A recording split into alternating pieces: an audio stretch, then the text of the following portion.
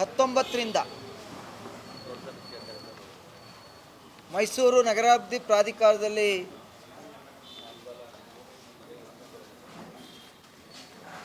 50-50 ಅನುಪಾತದಡಿ ಏನು ನಿವೇಶನಗಳನ್ನು ಮಂಜೂರಾತಿಯಾಗಿತ್ತು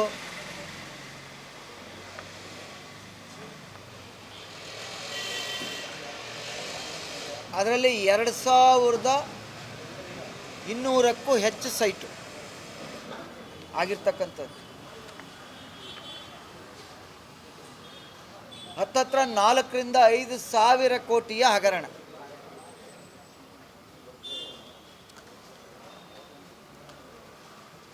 ಇದರಲ್ಲಿ ಕೆಲವರು ಭೂಮಿಯನ್ನು ಕಳೆದುಕೊಂಡಂಥ ಪುಣ್ಯಾತ್ಮರು ಕೂಡ ಇದ್ದಾರೆ. ಅದರ ಬಗ್ಗೆ ನಮ್ಮದೇನು ಆಕ್ಷೇಪಣೆ ಇಲ್ಲ. ಆದರೆ ಅವರ ಹೆಸರಿನಲ್ಲಿ ಈಗಾಗಲೇ ಹಣವನ್ನು ತೆಗೆದುಕೊಂಡಿರ್ತಕ್ಕಂಥವರು ಕೂಡ ಮಧ್ಯವರ್ತಿಗಳ ಹಾವಳಿಯಿಂದ ನಿವೇಶನವನ್ನು ಪಡ್ಕೊಂಡಿದ್ದಾರೆ.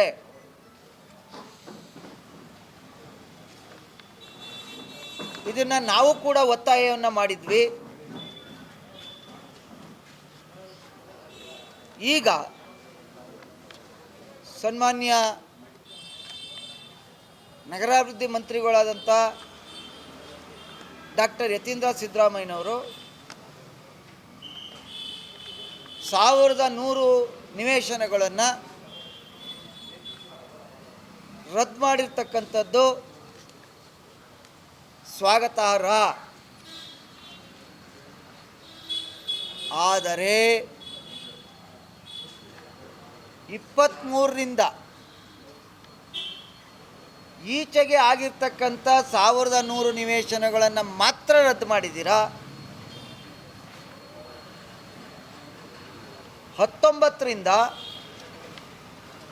23ರವರೆಗೆ ಏನಾಗಿದೆ ಆ ಯಾವ ನಿವೇಶನಗಳನ್ನು ಕೂಡ ರದ್ದು ಮಾಡಿಲ್ಲ.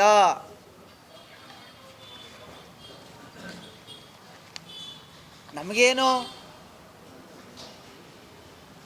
ಅದರಲ್ಲಿ ನಿಮ್ಮ ಮಾತೃಶ್ರೀರವ್ರಿಗೆ ಮಂಜೂರಾತಿ ಆಗಿರ್ತಕ್ಕಂಥ ನಿವೇಶನನ ನೀವೇ ಸರೆಂಡರ್ ಮಾಡಿದ್ದೀರಿ ಅಥವಾ ಕಾನೂನುಬದ್ಧವಾಗಿದ್ದರೆ ನಮ್ಮದೇನು ಅಭ್ಯಂತರ ಇಲ್ಲ. ಆದರೆ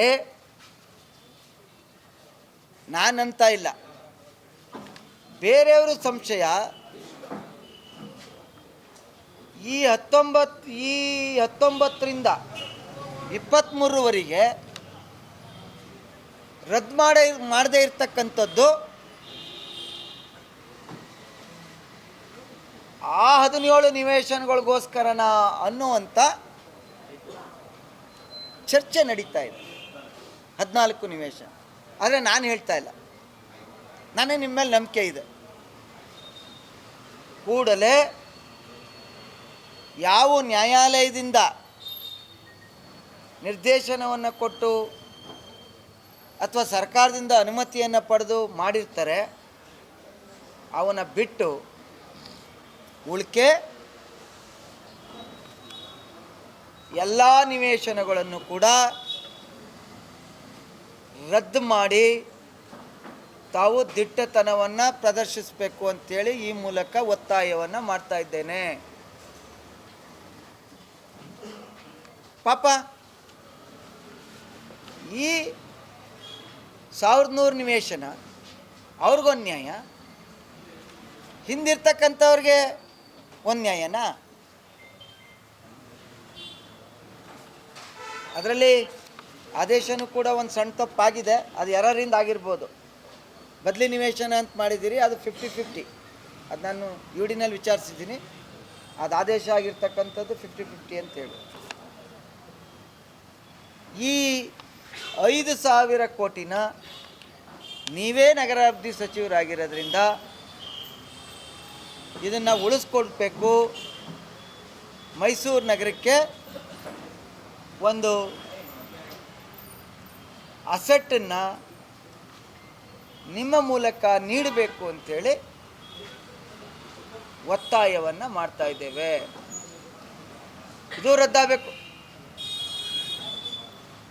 ಈಗ ಮಾಡಿರೋವು ಇನ್ಸೆಂಟಿವು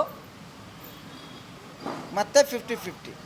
ಆದರೆ 19ರಿಂದ 23ರಿಂದ ಈಚೆಗೆ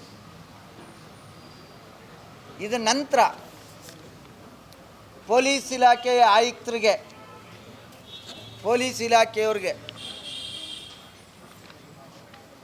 ನಿಮ್ಮ ಏನು SP ಡ್ಯೂಟಿ ಇರೋವ್ರೆ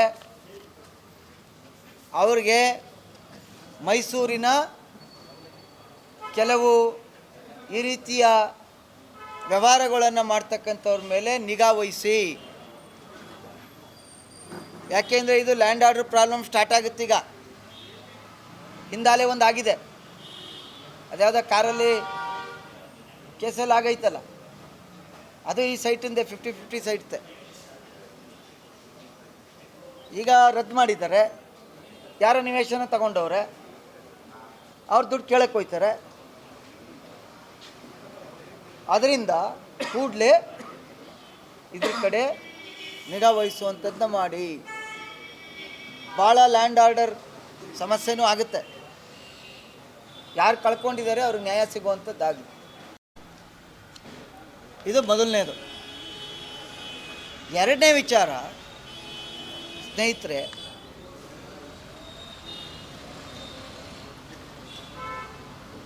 ನನ್ನ ಕೃಷ್ಣರಾಜನಗರ ಮತ್ತು ನಮ್ಮ ಅಶ್ವಿನವ್ರಿಗೂ ಇರ್ಬೋದು ಕ್ಷೇತ್ರಕ್ಕೆ ಸಂಬಂಧಪಟ್ಟಂತೆ.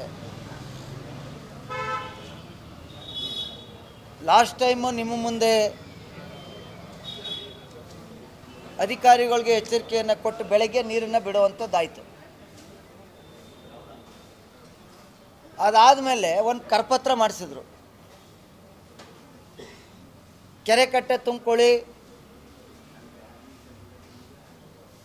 ಬೆಳೆ ಬೆಳಿಬೇಡಿ. ನಮ್ಮ ಭಾಗದಲ್ಲೆಲ್ಲ ಭತ್ತ ಮತ್ತು ಕಬ್ಬೆ ಭಾಳ ಮುಖ್ಯವಾದ ಬೆಳೆ.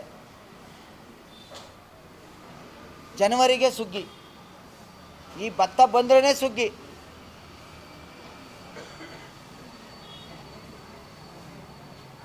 ಈಗ ನೀರು ಕೊಟ್ಟಿದ್ದೀರಿ, ಆದರೆ ಬೆಳೆ ಹಾಕ್ಬೇಡಿ ಅಂತ ಹೇಳಿದ್ರೆ ಏನು ನೀರಾವರಿ ಮಂತ್ರಿಗಳೇ ಅವ್ರಿಗೆಲ್ಲ ಪರಿಹಾರ ಕೊಡ್ತೀರಾ?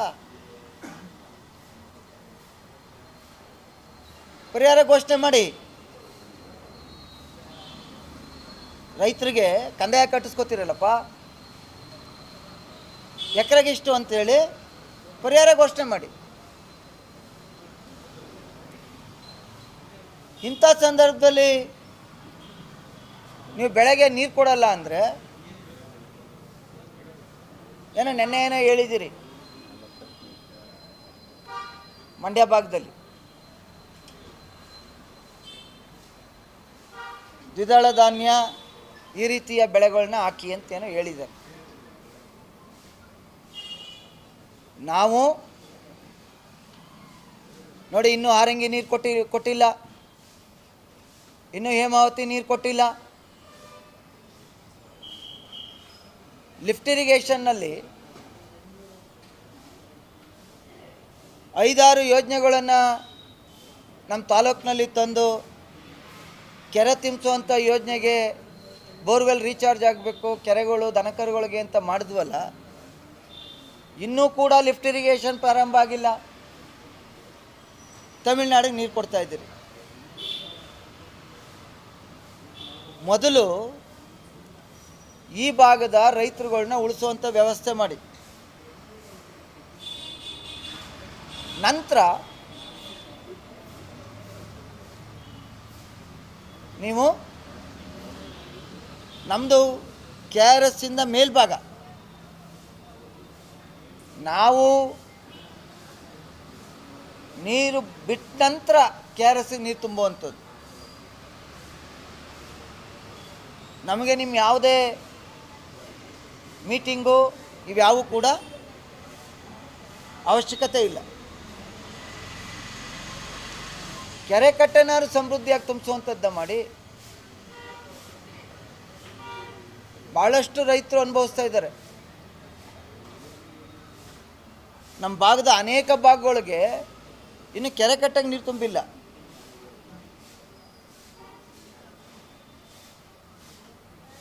ಇದಕ್ಕಿಂತ ಭಾಳ ಕೆಟ್ಟ ದಿನಗಳು ಬಂದಿದ್ದಾವೆ. ಆವಾಗೆಲ್ಲ ನೀರು ಕೊಟ್ಟಿದ್ದೀವಿ. 2013ರಲ್ಲಿ ಕುಮಾರಣ್ಣರವರು ಸ್ಟ್ರೈಕಿಗೆ ಬಂದಿದ್ರು, ನೀವೆಲ್ಲ ಬಂದಿದ್ರಿ. ಕಾವೇರಿ ನೀರಾವರಿ ನಿಗಮದ ಹತ್ರ ಅಶ್ವಿನು ನಾವೆಲ್ಲ ಇದ್ವಿ ಕಾಡ ಮುಂದೆ.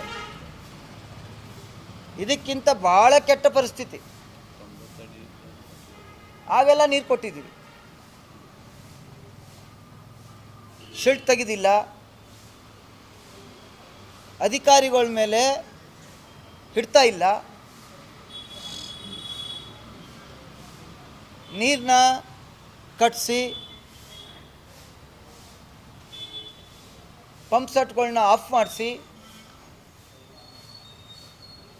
ಕೊನೆ ಭಾಗಗಳಿಗೆ ನೀರು ಕೊಡಿಸುವಂಥ ವ್ಯವಸ್ಥೆನ ಮಾಡಬೇಕು. ಭಾಳಷ್ಟು ರೈತರು ನೊಂದಿದ್ದಾರೆ. ನೆನೆ ನಮ್ಮ ತಿಪ್ಪೂರು ದೆಗ್ನಳ್ಳಿ ಭಾಗದವ್ರು ಫೋನ್ ಮಾಡಿದರು, ನೀರೇ ತಲುಪಿಲ್ಲ ಅಂಥೇಳಿ. ಈ ಮೂಲಕ ನಿಮ್ಮೆಲ್ಲರ ಮುಖೇನ ಸರ್ಕಾರನ ಒತ್ತಾಯ ಮಾಡ್ತಾ, ನೀವು ಬೆಳೆಗೆ ನೀರು ಕೊಡಬೇಕು. ಕೊಡಲಿಲ್ಲ ಅಂದರೆ ಏನು ನೀವು ಕಂದಾಯ ತಗೋತಾ ಇದ್ದೀರಿ,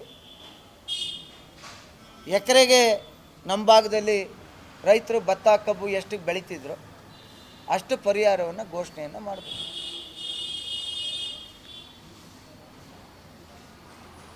ನಿಮ್ಮ ಫ್ರೀ ಸ್ಕೀಮ್ ಜೊತೆಗೆ ರೈತರನ್ನು ಉಳಿಸುವಂಥದ್ದನ್ನ ಮಾಡಿ. ರೈತರು ಉಳಿಬೇಕು.